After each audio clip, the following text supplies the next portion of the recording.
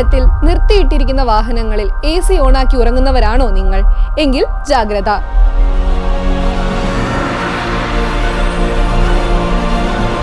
നമ്മൾ ഓടിക്കുന്ന വാഹനങ്ങളിൽ ഭൂരിഭാഗവും പെട്രോൾ, ഡീസൽ പോലെയുള്ള ഫ്യൂവൽസ് ഉപയോഗിച്ച് പ്രവർത്തിക്കുന്നവയാണ്. ഈ ഇന്ധനങ്ങൾ ഓക്സിജന്റെ പ്രസൻസിൽ കത്തുമ്പോഴാണ് വാഹനങ്ങൾ ചലിക്കുന്നതിനുള്ള എനർജി ലഭിക്കുന്നത്. ഈ പ്രോസസ്സ് നടക്കുന്ന സമയത്ത് സാധാരണയായി കാർബൺ ഡൈ ഓക്സൈഡ് പ്രൊഡ്യൂസ് ചെയ്യപ്പെടുന്നു. എന്നാൽ ഓക്സിജൻ ഇല്ലാത്ത അല്ലെങ്കിൽ കുറവുള്ള സാഹചര്യത്തിൽ കാർബൺ ഡൈ ഓക്സൈഡിന് പകരം കാർബൺ മോണോക്സൈഡ് ഫോം ചെയ്യുന്നു.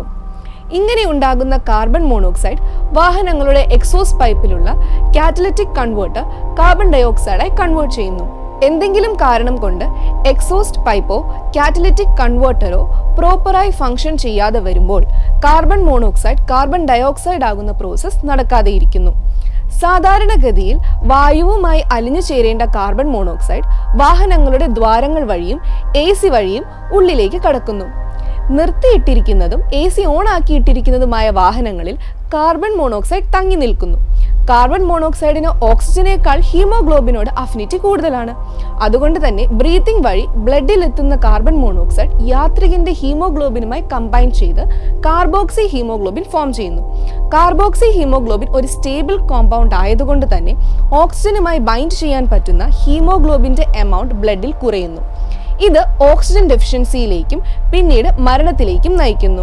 കാർബൺ മോണോക്സൈഡ് എന്നത് ഒരു ഹൈലി പോയിസണസ് ഗ്യാസ് ആണ്. ഈ വാതകത്തിന് അതിൻ്റെതായ നിറമോ മണമോ ഇല്ല. അതുകൊണ്ട് തന്നെ ഇതിന്റെ പ്രസൻസ് നമുക്ക് മനസ്സിലാക്കാൻ സാധിക്കുന്നതല്ല. കാർബൺ മോണോക്സൈഡ് അമിത അളവിൽ ഒരാളുടെ ശരീരത്തിലെത്തിയാൽ ശരീരം അതിനെതിരായി ചില ലക്ഷണങ്ങൾ കാണിച്ചു തുടങ്ങും. തലവേദന, ഛർദി, തളർച്ച, ശ്വാസതടസ്സം, ശരീരവേദന എന്നിവയാണ് കോമൺ സിംറ്റംസ്. ഈ ലക്ഷണങ്ങൾ ഒക്കെ തന്നെ ഒടുവിൽ ചെന്നെത്തിക്കുന്നത് ബോധരഹിതമായ ഒരവസ്ഥയിലേക്കാണ്. അതുകൊണ്ട് തന്നെ ഇങ്ങനെയുള്ള സൂചനകൾ ഉണ്ടായാൽ ഉടൻ തന്നെ കാറിൽ നിന്ന് പുറത്തിറങ്ങി ശുദ്ധവായു ശ്വസിക്കുക. ബോധരഹിതനായ ഒരാളെ ഈ അവസ്ഥയിൽ കാണുകയാണെങ്കിൽ CPR നൽകി ഉടനെ തന്നെ അടുത്തുള്ള ഹോസ്പിറ്റലിൽ പ്രവേശിപ്പിക്കുക. ഇത്തരത്തിലുള്ള സാഹചര്യം ഒഴിവാക്കാൻ നമുക്ക് എന്ത് ചെയ്യാൻ സാധിക്കും? കാറിൽ AC ഇട്ടിരിക്കുമ്പോൾ എന്തെങ്കിലും തരത്തിലുള്ള ബുദ്ധിമുട്ടുകൾ അനുഭവപ്പെടുകയാണെങ്കിൽ ഉടൻ തന്നെ കാറിൽ നിന്ന് പുറത്തിറങ്ങി ശുദ്ധവായു ശ്വസിക്കുകയോ വിൻഡോ ഓപ്പൺ ചെയ്ത് പ്രോപ്പർ എയർ സർക്കുലേഷൻ ഉറപ്പുവരുത്തുകയോ വേണം.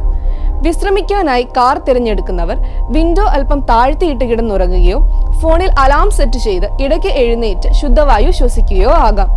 കാറിന്റെ എല്ലാ സിസ്റ്റംസും പ്രോപ്പറായി ഫംഗ്ഷൻ ചെയ്യുന്നു എന്ന് ഉറപ്പുവരുത്തേണ്ടതും നമ്മുടെ ഉത്തരവാദിത്തമാണ്. മേൽ പറഞ്ഞ കാര്യങ്ങൾ കൊണ്ട് AC പൂർണ്ണമായും ഒഴിവാക്കണമെന്നല്ല ഉദ്ദേശിക്കുന്നത്. ശ്രദ്ധ വേണം എന്ന് മാത്രം. As you all know, prevention is better than cure.